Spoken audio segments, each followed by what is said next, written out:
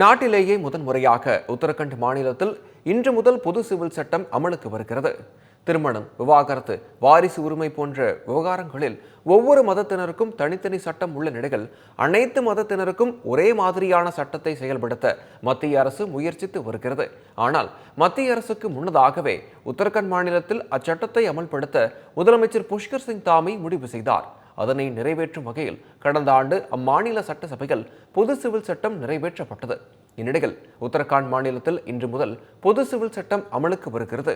மதியம் 12:30 மணிக்கு பொது சிவில் சட்ட இணையதளத்தை முதலமைச்சர் புஷ்கர் சிங் தாமி தொடங்கி வைக்கிறார்.